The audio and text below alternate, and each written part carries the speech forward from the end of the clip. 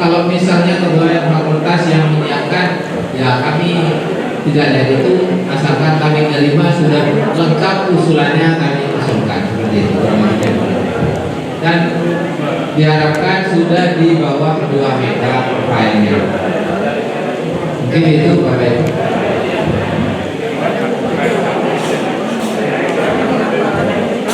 SKP Bapak Ibu ya Bapak Ibu. Oke, takut nggak selesai nih.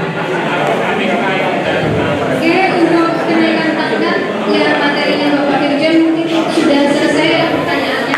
Nah, selanjutnya sekarang akan kita lanjutkan dengan penyusunan ESKP, mana itu salah satu syarat yang memang harus kita penuhi, karena dari 8 syarat itu untuk dosen atau beberapa syarat untuk teknik itu yang cukup butuh waktu adalah pengisian ESKP itu. Nah, ini langsung akan diberikan oleh Bapak Kupon.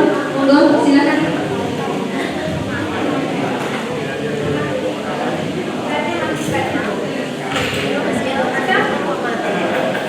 Remote-nya.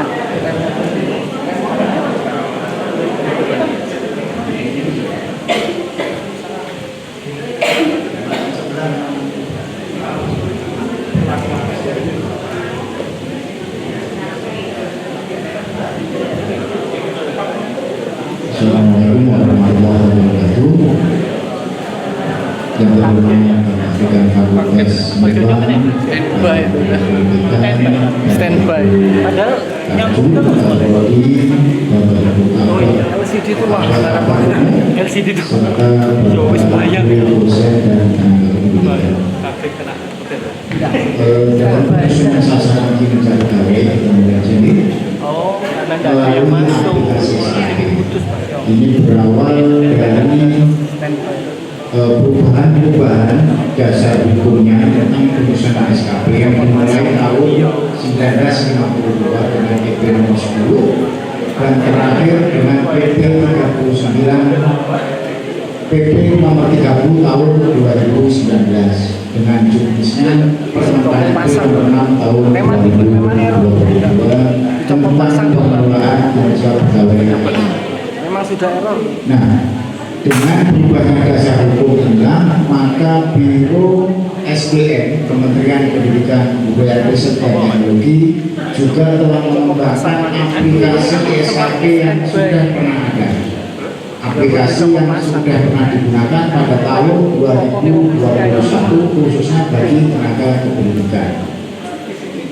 Nah, pada tahun 2022 karena ada perubahan dasar hukum ini maka seluruh ASN baik P3 maupun PNS baik itu dosen maupun teknik semuanya kembali menggunakan aplikasi Excel.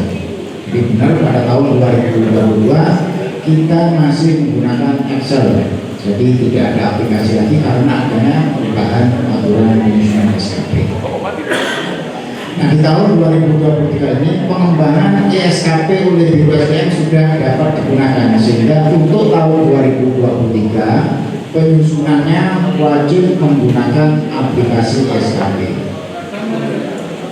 Nah, untuk dosen sebetulnya dosen itu mempunyai aplikasi sendiri untuk penyusunan ESKP-nya. Cuma karena sampai saat ini aplikasi khusus untuk dosen itu belum bisa digunakan, belum siap. Oleh karena itu Biro SDM menyarankan agar dosen menyusun ESKP-nya menggunakan aplikasi yang ada dulu, yang sebetulnya digunakan untuk tenaga kependidikan. Oleh karena itu nanti dalam penyusunannya ada beberapa hal yang langsung di-shortcut, tidak sesuai dengan aturan yang berlaku penyusunan SKP. Jadi nanti ada yang langsung dihilangkan untuk mempercepat penyusunan SKP dosen. Lain halnya dengan tadi nanti harus secara berurutan sesuai dengan aturan yang berlaku dalam penyusunan SKP. Untuk aplikasinya, Bapak Ibu bisa membuka di skp.sdm.kemdikbud.go.id. Mungkin Bapak Ibu yang sudah membawa laptop bisa mencobanya. Username-nya menggunakan NIB, lalu passwordnya menggunakan password Dikbud HR. Jadi Bapak Ibu yang selama ini pernah membuka aplikasi Dikbud HR maka nanti akan bisa membuka aplikasi ini. Oke, nanti selanjutnya ini refresh saja bahwa penyusunan SKP mulai tahun 2022 itu sifatnya top down, jadi dari atas ke bawah. Artinya bahwa apabila pimpinan terangkas di suatu unit kerja belum menyusun SKP, maka yang di bawah pun juga belum bisa menyusun. Jadi nanti kalau di tingkat universitas dari Pak Rektor dulu menyusun, baru diturunkan ke Pak Dekan menyusun, baru diturunkan ke bawah sampai ke pelaksana. Itu nanti berarti yang di unit kerja Pak Dekan dulu, nanti yang menyusun rencana SKP, ini baru rencana SKP. Langsung saja ke aplikasi.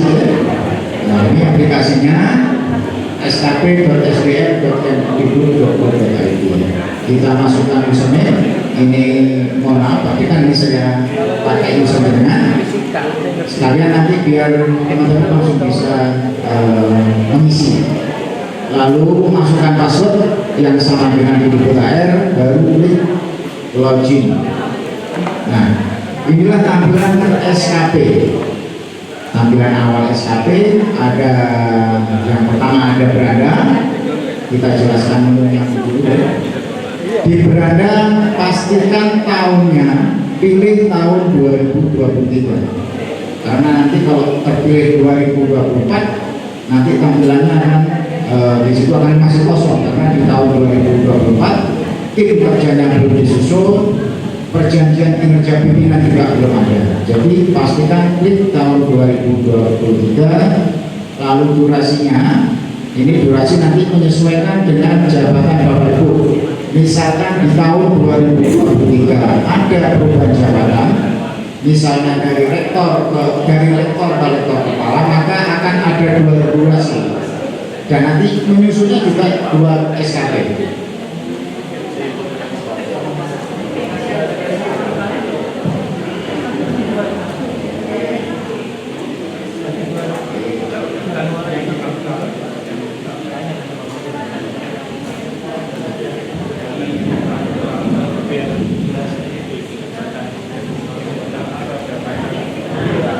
Selanjutnya tentang durasi, pilihan durasi jika ada perubahan jabatan seperti yang misalkan di awal tahun berjalan tahun ini ada 2 jabatan. Yang pertama Januari sampai Juni misalkan rektor, baru di Juli naik jabatan menjadi rektor kepala, maka nanti durasinya ada 2 pilihan dan dua-duanya harus diisi SKP-nya. Jadi Bapak Ibu membuat 2 SKP sebagai rektor dan rektor kepala. Begitu juga dengan teknik.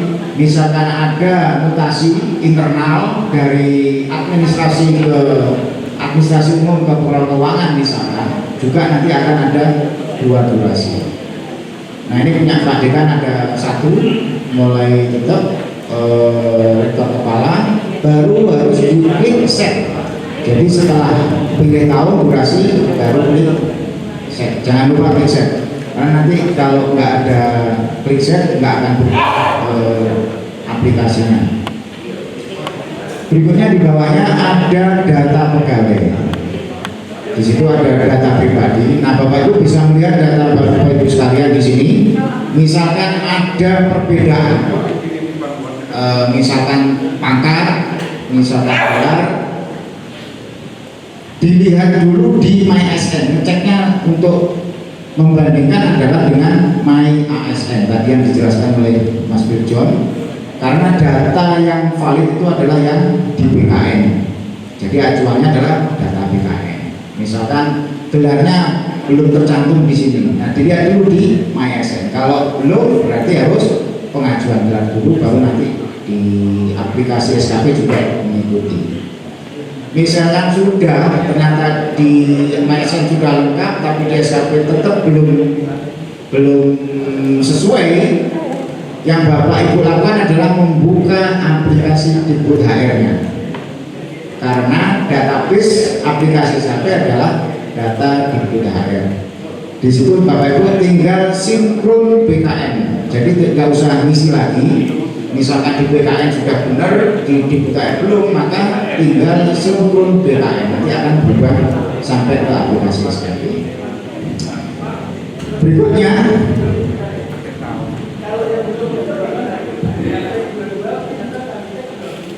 apanya itu Pak? Oke.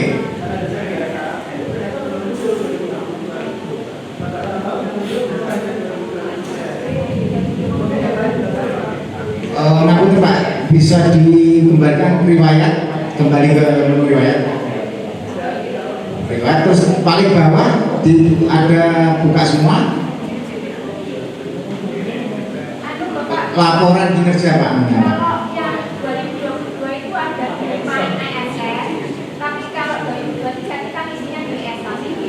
Jadi beda, memang beda aplikasi. Oh, ini. Tapi Tak.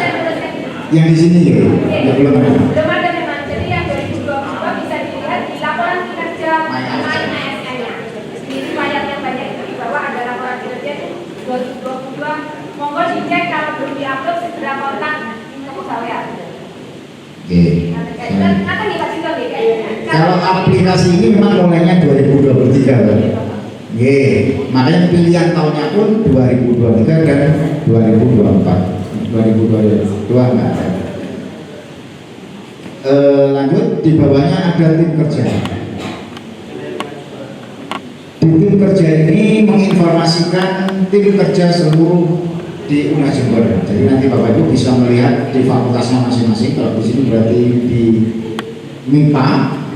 Nah, sebagai ketua tim, istilahnya kalau di aplikasi ketua tim nggak ada istilah dekan, rektor itu nggak ada. Pak Ahmad Saifullah, lalu di bawahnya adalah anggotanya. Itu adalah semua tenaga dosen sebagai anggota dari Fakultas MIPA. Ini tadi yang saya bilang ada perbedaan. Kalau di teknik harus sesuai dengan strukturnya.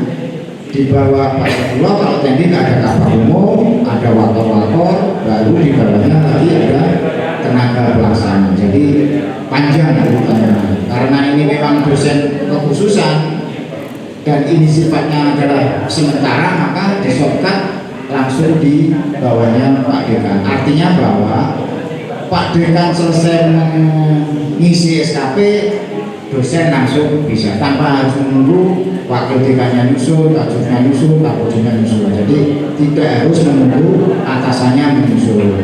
Nanti cara mengisinya juga beda dengan tendik. Kalau tendik itu harus ada yang diintervensi atasannya. Misalkan atasannya punya 4 SKP yang diintervensi ada berapa, itu nanti tendik harus mengintervensi atasannya. Nah kalau dosen tidak, nanti nggak ada pilihan untuk mengintervensi, tapi isi aja apa yang telah Bapak Ibu lakukan selama tahun 2023, tentunya terkait dengan tridharma dan penunjangnya. Masukkan aja di SKP, jadi tanpa harus melihat SKP-nya atasan. Kalau realnya seharusnya ya memang berurutan ya, tapi ini khusus di aplikasi karena ini memang umpan istilahnya Mas, biar bisa masuk di aplikasi SKP. Berikutnya di bawah tim kerja ada pejabat penilai kinerja. Nah di sini Pak Dekan pejabat penilai adalah Waret 1, atasannya adalah Pak Rektor. Nanti kalau Bapak Ibu pejabat penilainya Kapolri, Kapolri sama Waret 1. Baik maupun teknik nanti sama tampilannya seperti ini. Lalu berikutnya, kalau tadi mengenai pejabat penilai itu informasi aja.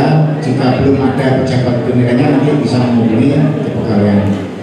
Berikutnya adalah pejabat rentang bulanan. Nah, untuk menu pejabat rentang bulanan ini kita abaikan. Karena menu ini khusus untuk satker yang belum BLU. Nah karena UNED sudah BLU, maka menu ini tidak bisa digunakan, jadi diabaikan. Lalu berikutnya ada menu SKP. Nah nanti kita banyak membahas di menu SKP. Pertama tentu rencana SKP. Seyogyanya rencana SKP itu disusun di awal tahun kemarin, di awal tahun 2023. Tapi karena aplikasinya baru bisa digunakan, maka nanti rencana kita susun hari ini misalkan sekaligus bisa langsung realisasi karena sudah lewat yang kita rencanakan sudah terrealisasi. Untuk tampilan realisasi, ini saya ngambil akunnya Pak Dekan. Ini dalam kondisi sudah diajukan dan sudah disetujui oleh atasan. Jadi sudah, artinya kalau ini sudah rencananya Pak Dekan sudah selesai diajukan dan disetujui, maka Bapak Ibu otomatis sudah bisa menyusun SKP. Untuk teknik tunggu dulu karena masih ada tahapan-tahapannya yang terkait SKP. Jadi kalau Bapak Ibu bisa mencoba di rencana SKP, nanti di pojok kanan ini akan muncul buat SKP. Ini muncul rencana SKP tulisan seperti itu karena ini dalam kondisi sudah disetujui rencananya. Kalau belum membuat sama sekali, maka di pojok kanan atas akan ada buat SKP. Nanti kita bahas untuk menyusun rencana SKP-nya. Setelah ini kita lompati untuk penyusunannya ya, karena ini kondisi sudah disetujui. Lalu berikutnya adalah metrik peran hasil. Nah, untuk menu metrik peran hasil ini hanya ada di pejabat penilai atau pejabat struktural. Jadi nanti adanya di Pak Dekan, ada di Pak Kabak, ada di Kajur yang ada menu metrik peran hasil. Selain itu tidak ada menu metrik peran hasil. Tujuannya adalah ini khusus untuk teknik, Kabak, dan yang menggunakan menu ini adalah termasuk Kajur yang di bawahnya ada PLP. Jadi Kajur yang di bawahnya ada PLP harus menggunakan menu metrik peran hasil.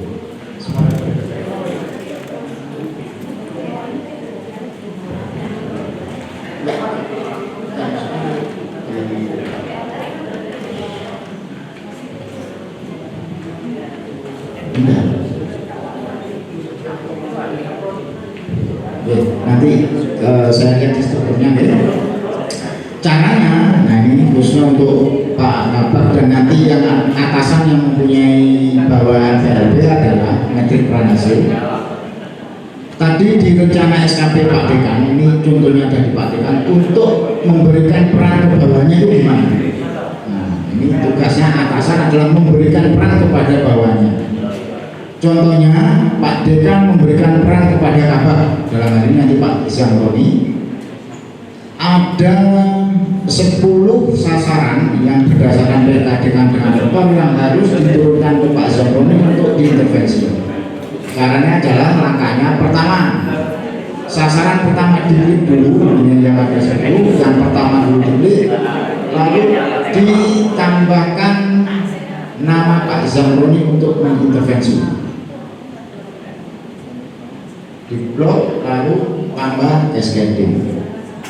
Tujuannya adalah bahwa rencana Pak Dekan yang nomor 1 itu harus diintervensi, maksudnya yang di cascading itu ya ini harus mengintervensi punya Pak Dekan. Kalau dosen nanti tidak perlu jalur ini ya, langsung shortcut bisa langsung kerjakan.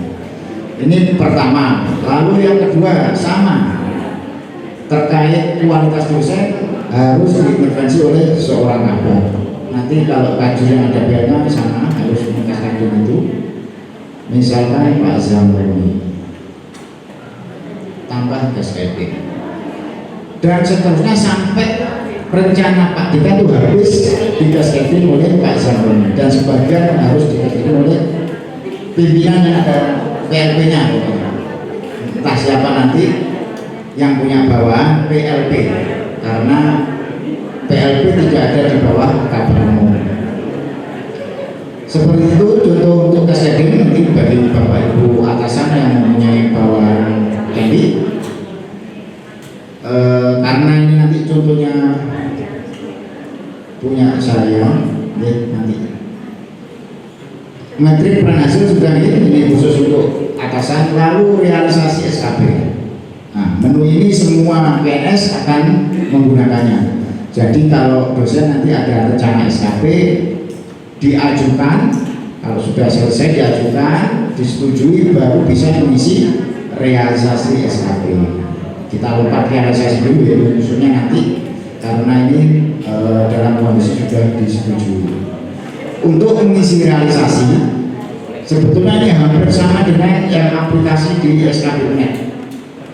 Sebetulnya, makanya Bapak Ibu kemungkinan nanti familiar dengan aplikasi ini, karena memang aturan yang digunakan untuk penyusunan SKP.net sama ini sama, yaitu Permen PB nomor 6 tahun 2022.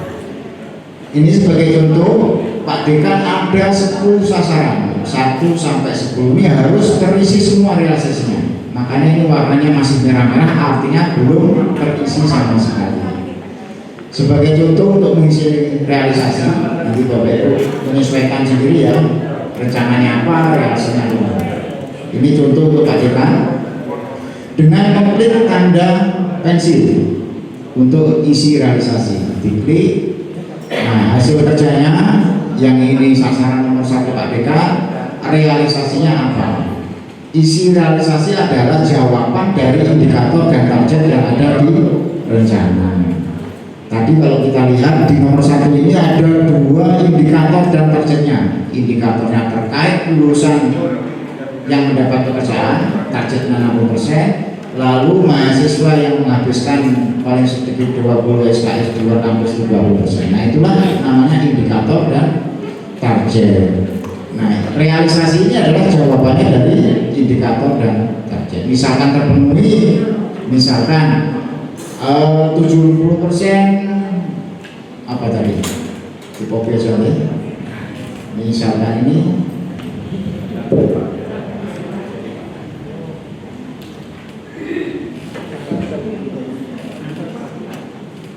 misalkan lulusan S1 yang berhasil menjadi lulusan sebanyak tadi targetnya 60, misalkan ini lebih ternyata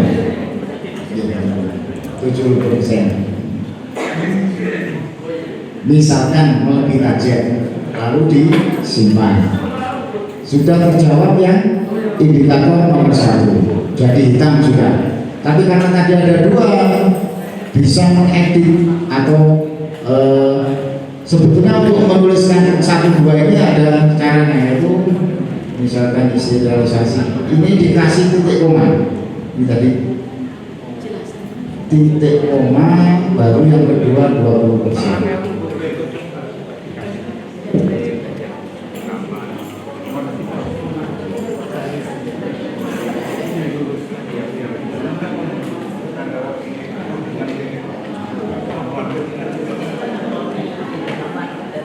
Nah, titik koma ini menandakan bahwa nanti akan ada nomor 2.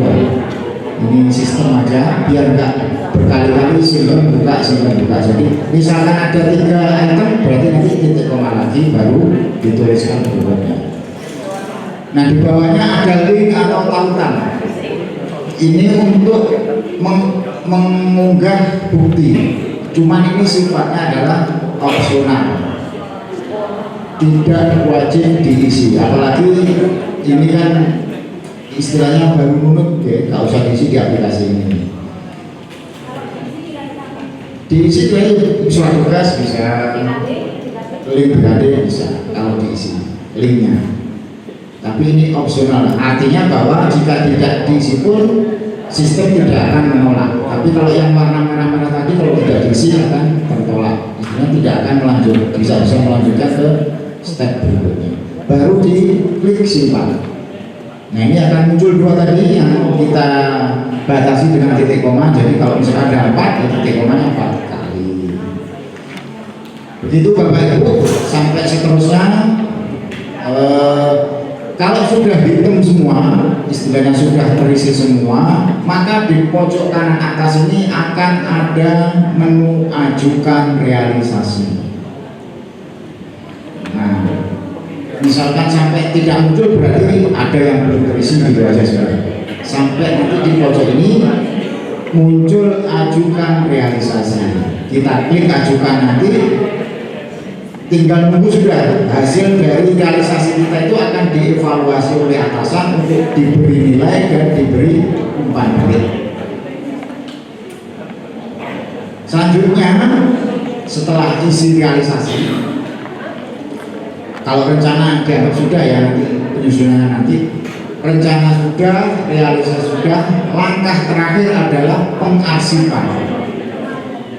Nah, jadi Bapak Ibu setelah rencana selesai, realisasi selesai, maksudnya selesai itu sudah disetujui, diarsipkan. Apa yang diarsipkan? Yang diarsipkan adalah pertama dokumen rencana SKP, yang kedua evaluasi SKP, yang ketiga dokumen evaluasi SKP. Nah, ngambilnya dari mana dokumen ini? Kalau rencana SKP berasal dari rencana SKP kita. Kita kembali ke rencana. Di pojok kanan atas ada menu print out. Jadi nanti Bapak Ibu kalau posisinya sudah disetujui rencananya akan muncul tanda print out rencana SKP. Dari sini Bapak Ibu bisa diklik untuk di print out.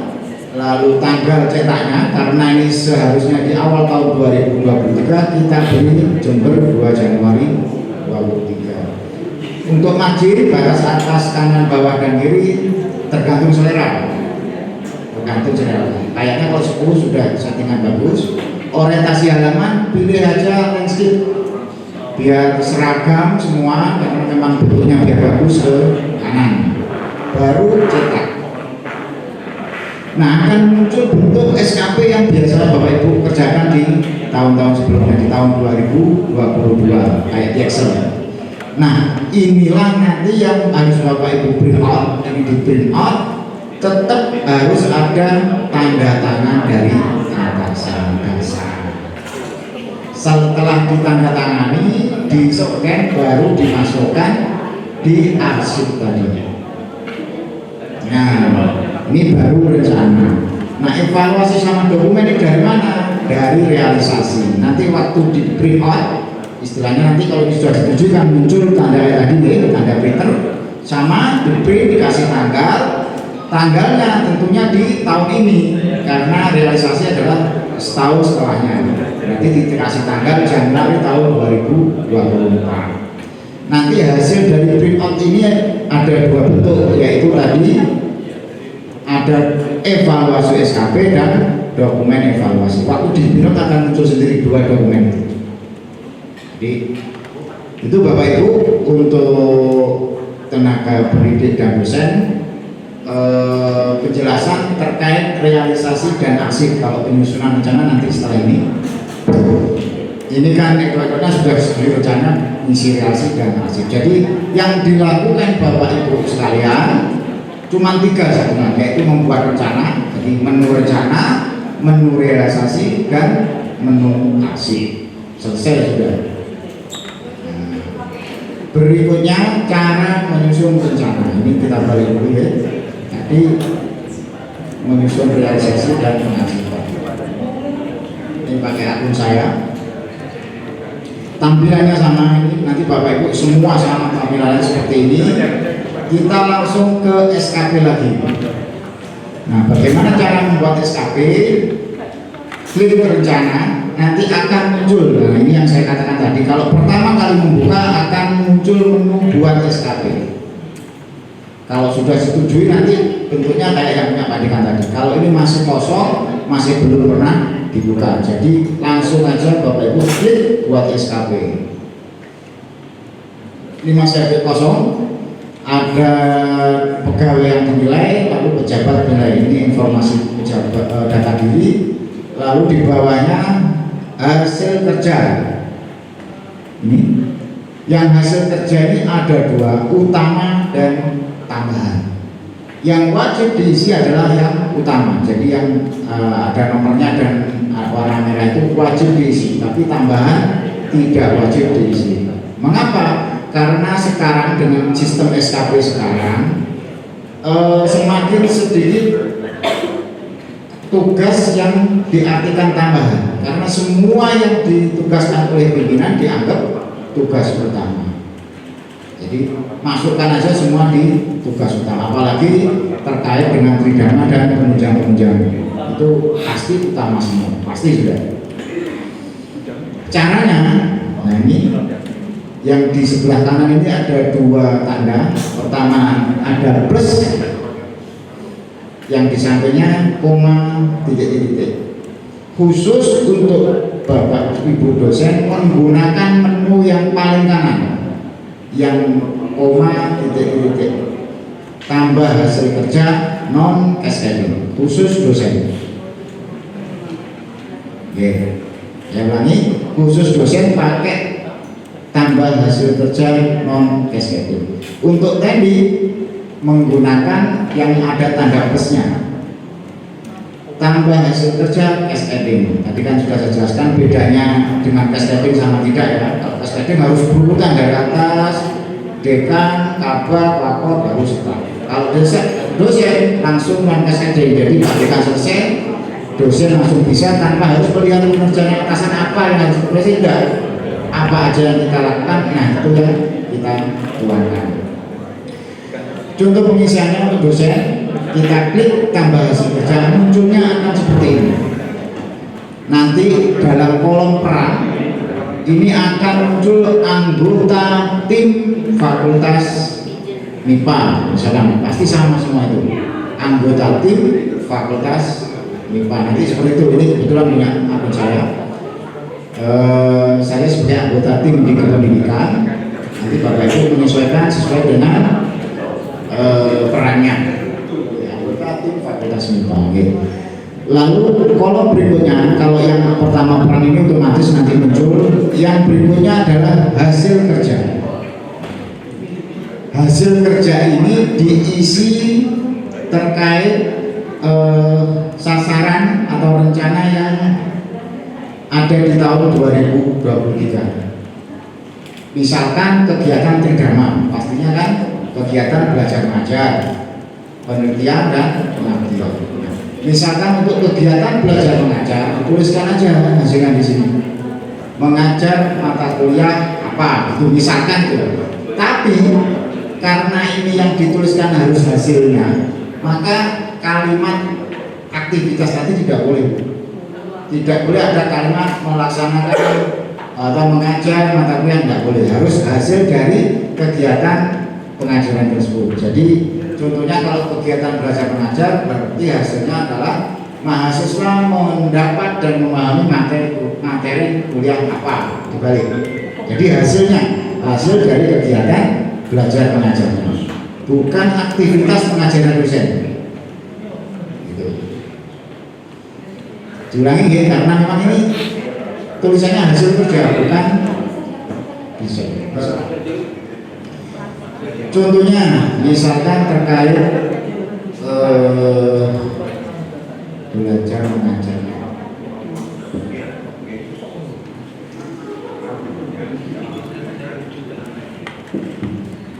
Yang dituliskan adalah kalimat hasil, bukan kalimat aktivitas pekerjaannya. Pekerjaannya mengajar, tapi hasilnya adalah bahwa mahasiswa mendapat dan memahami materi kuliah titik-titik sesuai dengan yang Bapak Ibu ubah materi apa. Lalu penugasan dari ini sesuai struktur Bapak Ibu. Jadi Bapak Ibu ada di bawah Kaprodi, berarti penugasan dari Kaprodi apa gitu. Kaprodi, penugasan dari Kaprodi Fisika misalkan.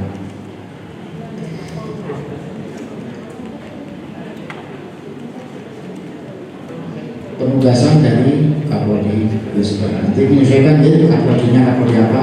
Indikatornya bisa berupa jumlah SKS-nya, bisa berupa jumlah mahasiswa yang diajar. Itu sebagai indikator dan targetnya. Jika mahasiswanya berarti jumlah dari mahasiswa berapa harus dituliskan angkanya. Di sini adalah